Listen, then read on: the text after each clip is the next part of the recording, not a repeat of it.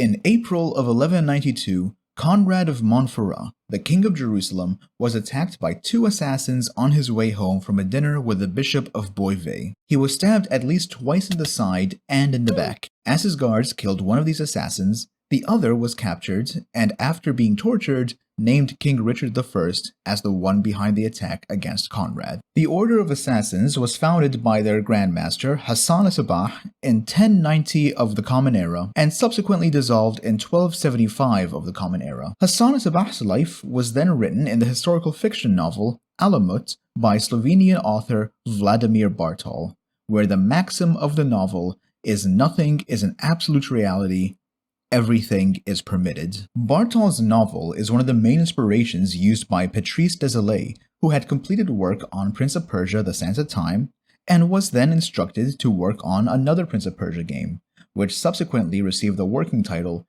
Prince of Persia: Assassins.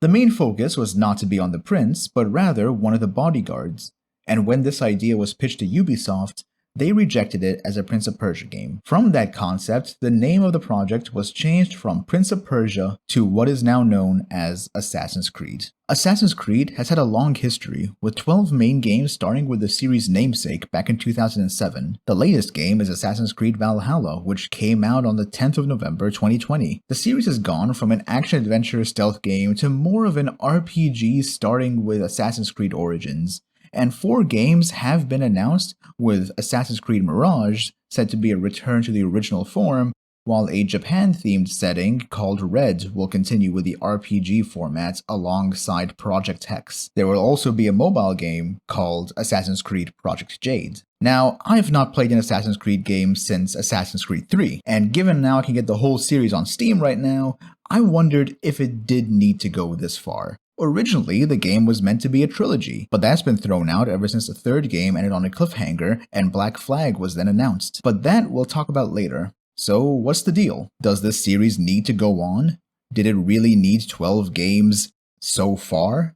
How do the earlier installments even hold up today? We have to start somewhere, and where else to start but the first game in the series? So join me as I travel through history and play through the Assassin's Creed games and find out, did we really need all this?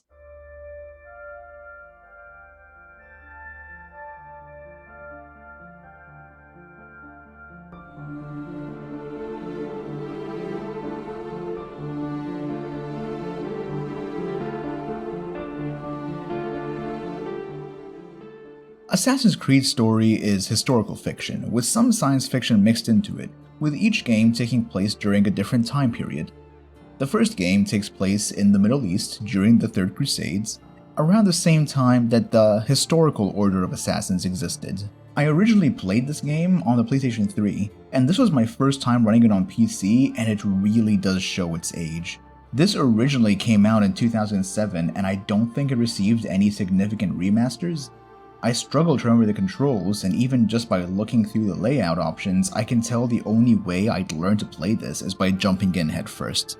Assassin's Creed is a story of Desmond Miles, who is an assassin trainee who ran away from home, from an assassin compound, and subsequently became a bartender in New York. He was captured by a pharmaceutical company called Abstergo, and is placed in a machine known as the Animus to tap into his genetic memories to live as his ancestor, Altair ibn Ahad, to find information on an artifact that Abstergo is looking for.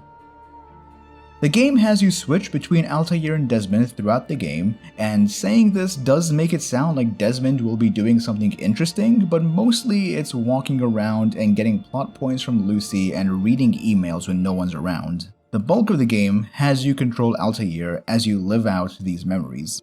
The story starts with Altair and 2 other assassins who are sent on a mission by their leader to retrieve an artifact from the Tomb of Solomon beneath Jerusalem. During this, we see that Altair has a stick up his ass and simply does as he pleases. Dude standing there? Might as well stab him, why not? What else am I gonna do, walk around him? Overall, the mission ended in failure, as we run into the Templar Grandmaster Robert de Sable. We go back to Messief to report on our L, but we soon find out that it wasn't just an L, but what people back in 2007 would call An epic fail. Templars attack Messief, and after helping fend them off, Altair gets sentenced to death. You see, the assassins have 3 tenets to follow, and Altair has broken every single one due to his hubris. Number 1. Stay your blade from the flesh of an innocent. 2. Hide in plain sight. 3. Never compromise the Brotherhood. I mean, if you just mess up that badly and not expect to be executed by an order of assassins, then what were you really hoping for? What were you expecting? Altair, you have broken all 3 of our tenets. What do you have to say for yourself? I'm sorry, Grandmaster. I won't do it again. Altair gets stabbed. Credits roll. Nah, that's not what happens. It would be kind of weird to just kill off your lead character in the first act, so he's given a taste of death, which is a plot point, I guess. We also lose our rank, equipment, and learn skills, which is kind of odd given that some of this is muscle memory. But I guess being brought back from death can really just fuck somebody up. We're given a second chance to redeem ourselves, but due to our arrogance, we have to relearn everything, so it's one of those games where you're given your endgame gear, but the proper start has you lose them all and requires you to reclaim everything. We're given the first task, and it's to find the traitor in Messief who let the Templars in. Here we get to learn how to investigate by sitting on benches and listening in on conversations, pickpocket people by giving them a little tap on their booty, or physical violence to get them to talk, which always works. And that's just a few things we can do. We get tasked with hunting down 9 people, and we have to travel to the cities of Damascus, Jerusalem, and Akka to find them. As we assassinate them one by one, we slowly regain our rank, our learned skills, and our equipment, and this is where the basic loop begins for Assassin's Creed. One of the major criticisms this game has received is the repetitive nature of the game. When you enter a city, you are to scale a building, get a viewpoint, and locate your objectives. Then when you complete your investigation objectives, you hunt down your mark and you return to El Muallim. It gets incredibly tedious having to do this. I have more footage of me walking around cities to grant viewpoints and saving civilians than I do of the investigation objectives and assassinations. You don't have to do all the investigation missions, mind you, just enough for your contact in the city to go, yeah, you've done your research, here you go commit a crime. The assassinations are kind of fun and exciting, but it's the build up to them that people would have more of an issue with. Some of the objectives are pretty simple, such as sitting on a bench and listening in, while others require you to run around a part of the district performing your parkour to capture flags, which brings me to talk about the movement of the game. First of all, the parkour is pretty fun to use, but rather slow as you can't quickly scale buildings like how I remember with some of the later games. I thought you could here, but I might just be misremembering something. I remember the movement being fine, and I thought at the time it was actually pretty good, but going back to it, it really does show its age, and I don't know whether it's the PC version or my controller, but Altair doesn't always do what I want him to do. There are times when I can see a clear path from one building to another and run along it only for Altair to decide to overshoot his jump from one to the other.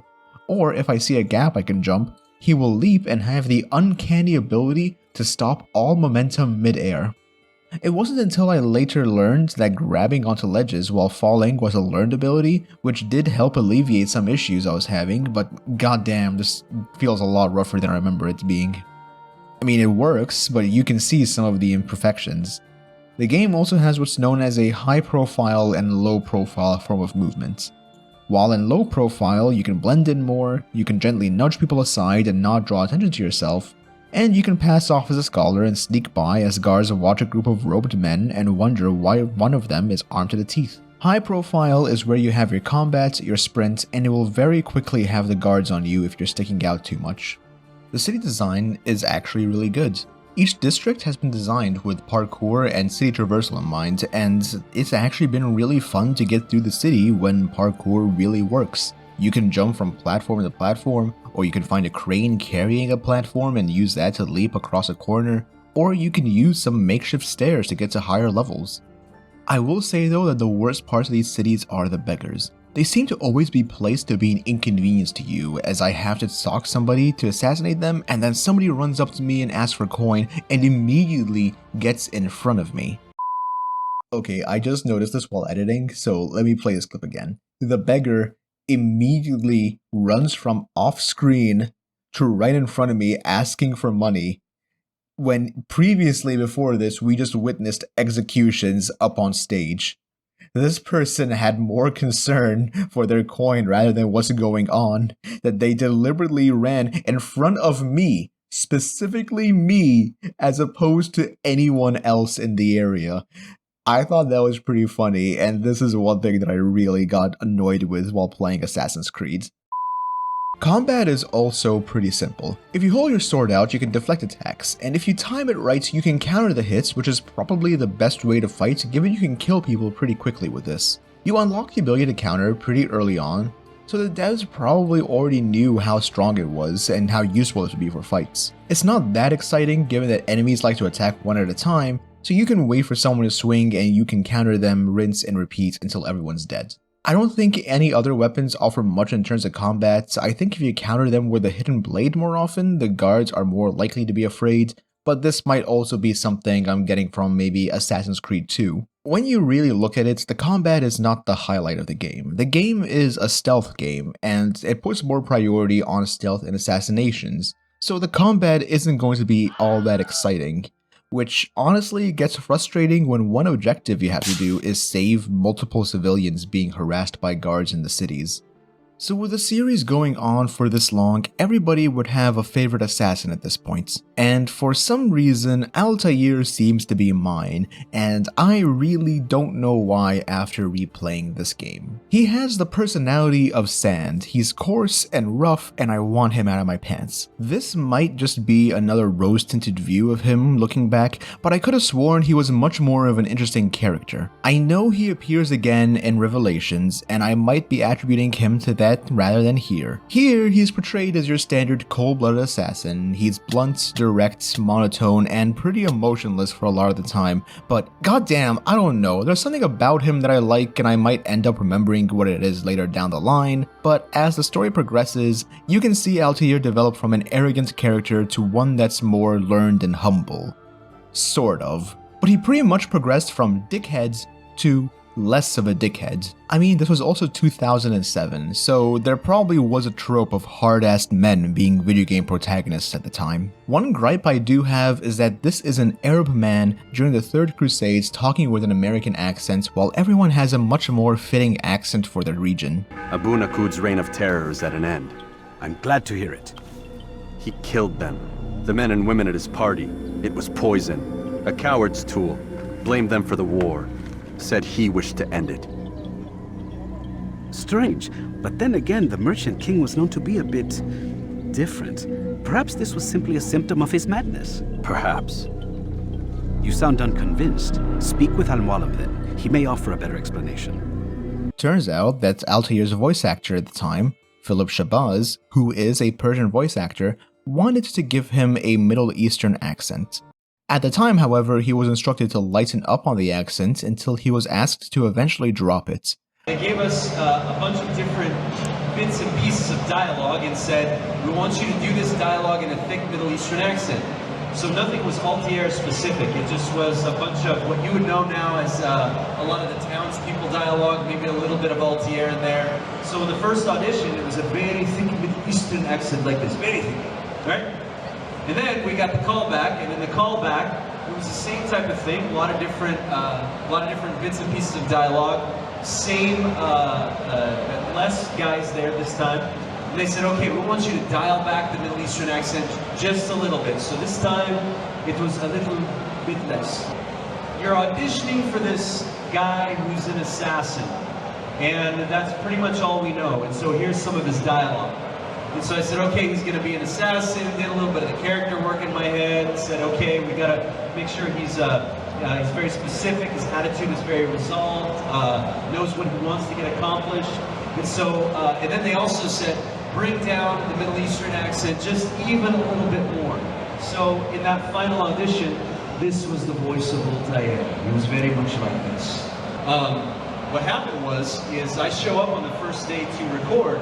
And for those of you who are fans of the game, if you know the game, Altair doesn't have a Middle Eastern accent. He throws some Arabic around here and there, but he has more of a very general, sort of almost even an American dialect. Well, on the very first day of recording, they started running some of my auditions, and I started warming up, and the director says, stop right there. And he said, drop the accent. And I said, drop the accent? He said, yep, no Middle Eastern accent. And so I said, okay. And so finished up the whole of the recording with a very diluted sort of general American accent at the director's choice. The director believed it would make Altair more accessible to fans, but honestly, that's just a shit argument. I don't know what to expect though from a development studio that believes that women won't sell in video games is a good reason to not have more women protagonists. You could argue that the in-game reason is that this is an earlier Animus and it's not going to have a proper accent for Altair, but it doesn't help when other characters have an accent and he does not. They do explain though that this is why everyone speaks English because the Animus is translating it, so I guess you got something. It was around my 5th or 6th assassination when this game began to wear on me. I mentioned before the repetitive gameplay loop of viewpoints, then investigation, then assassination, but I slowly began to get extremely tired of it. Granted, I was trying to grab all the viewpoints I can and rescue each civilian I can while trying to complete all the investigation memories, but it just gets so tedious. Altair's climbing speed is pretty slow. It's clunky at times where he leaps from one area to another, missing the spot I was aiming for, and the parkour does feel more realistic with his weight, but it makes it feel a lot slower as well. When you have to climb about 8 or 10 viewpoints and then save 8 or 10 civilians with the same gameplay, you just want to start rushing through the game, get to the fun parts. Gods help you if you run into guards who begin to chase you across the city. You'll end up flying them around each corner, making it harder to lose them. You can fight them, yeah, but with how slow the combat is with its counter and, on my end at least, non-responsive combo kill, which becomes less useful as the game goes on, you just want to lose them as fast as you can to get back to the fun parts. This being more of a stealth assassination kind of game made me feel grateful for some of the more additions you get to assassinations that they added in the later games. And I will talk about those when we get to it, but when you have more memories of Assassin's Creed 2 compared to the first, you begin to wonder if it's even really worth replaying the first game as opposed to watching a synopsis on it on YouTube. I have to get a small rant out, but goddamn, I really got pissed at some of the late game investigations, especially the ones where you have to assassinate others. One wrong move and boom, you got guards on you. I get they're more cautious now because there's been an assassin running around killing people, but if you accidentally bump into one person, one single person, 10 guards are on you. You misstep once, guards are on you. Guards everywhere, here and along with the obviously intentionally placed NPCs who beg for money, the ones that push you about. It gets infuriating unless you know the ins and outs of the game. I just wanted the whole thing to be over with. The worst parts of the game in my opinion? Plus, with Altair's slow climbing, evading guards becomes a bit challenging, and you wouldn't want to fight them because they tend to attack one at a time, and in the late game, one counterattack isn't even enough to take them out. So you either run to try and escape or stand and fight and leave bodies in your wake, or you just try to get the fuck away from them and they just boom, around the corner, 10 more guards. God, I hate this so much!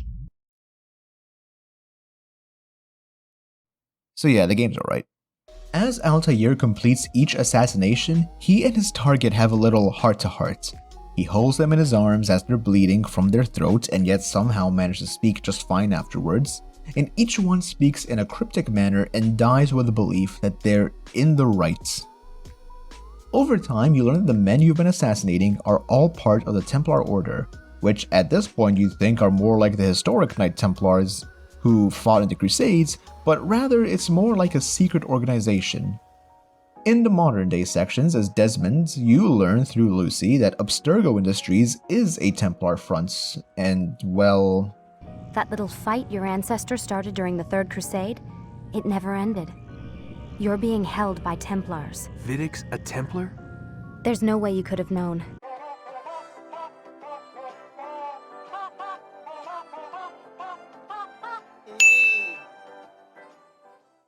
Over time, in between memories, we slowly learn that Lucy is not who she appears to be, and ends up strongly hinting to us that she's an ally, another assassin.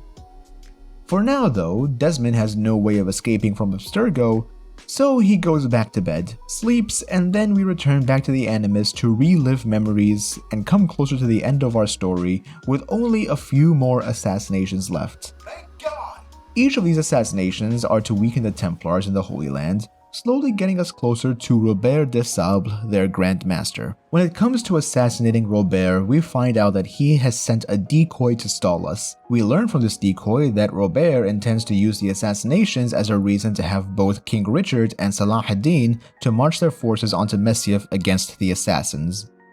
We fight our way through to convince Richard, through more tedious and annoying combat, to convince him to not attack us, to which he has some doubt. It is a difficult decision, one I cannot make alone. I must leave it in the hands of one wiser than I. Thank you. No, Robert, not you. Then who? The Lord. Let this be decided by combat. Surely God will side with the one whose cause is righteous. If this is what you wish, It is. so be it. To arms, assassin! We end up defeating Robert, who then tells us that both he and I have been betrayed by none other than El Muallim. You know nothing of schemes. You're but a puppet. He betrayed you, boy, just as he betrayed me. We ride to Messiaf and find that El Muallim has started a cult as we march and fight our way to meet him. Praise be to the Master, for he has led us to the light. Creepy. El Muallim uses the Apple of Eden to create illusions, which we take down, and then drains our health to go down in one hit, which I failed once, but attacking him seems to restore us fully. I don't fully get the mechanic of this boss fight, really. So I just realized how I just said that as if that was a normal everyday sentence, without ever really explaining the actual lore of Assassin's Creed. But to give a quick rundown on it, simply put, the Apple of Eden is the artifact that the Templars and Assassins have been fighting over, and this is what allows El Muallim to perform this magical bullshit that just happens. I don't get it, it's some sci-fi stuff that they threw in there. It's sort of like, it's things that gets explained later on, I guess, in later games, but not so much now. All you need to know is that the Assassins want this, the Templars want this, and this is probably how Altair got stabbed and then later survived because El Muallim probably used the Apple of Eden on him or something, I don't know. The El Muallim fight isn't that exciting as a boss fight. You counterattack him over and over, and then he'll just teleport across the arena and he'll drain your health down to just 1 HP, and I think you just break out of it by hitting him and you get all your health back. I don't fully understand this fight as I mentioned earlier, but it just ends up being a bit of a wait until he attacks then counter, wait until he attacks then counter, chase after him when he teleports, and then keep countering him until he goes down and you get to deal the killing blow on him. After he goes down, the Apple of Eden rolls out of his hand and an orb forms which you begin to ponder. And this orb shows other pieces of Eden, so it's not just this apple, but other ones that the Templars want to find, and this is what they were looking for the entire time. Back in the modern day, Abstergo has what they need, and thanks to Lucy, we have been spared for the time being. Desmond gets his own eagle vision that Altair used, and finds cryptic messages, each a reference to the end times and the 2012 Mayan calendar, where everyone thought the world was going to end because the calendar was going to go from the equivalent of December to January. The game ends on a cliffhanger, and we can freely roam as Desmond, read emails, and enter the Animus on our own to free roam as Altair, and that's Assassin's Creed. Assassin's Creed really does show its age with the game. Graphically, it's not as impressive as compared to when it first came out, and honestly that's fine because over time games become more intensive in the graphical department, older games tend to show their dated appearance, and there's a bit of a charm to that. In terms of gameplay, however, it gets rather tiring having to travel the world and the cities after you've gone through about 3 or so assassinations. It begins to feel like it drags on and wants you to play more slow and methodically, which is a bit odd considering that some investigation missions have a time limit. I also doubt that this game was meant to be played on PC, spec'd for games that came out in the recent years, as there have been a few instances of, things that happened.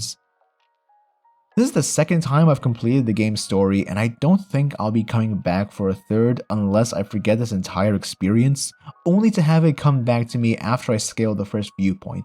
Speaking of which, don't forget to turn on your VSync if you play this game, otherwise this happens.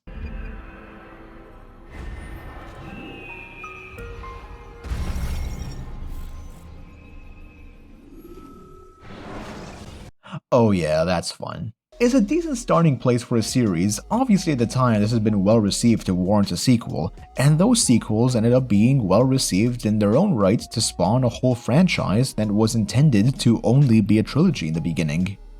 So to answer the question I posed, did the series need to go on?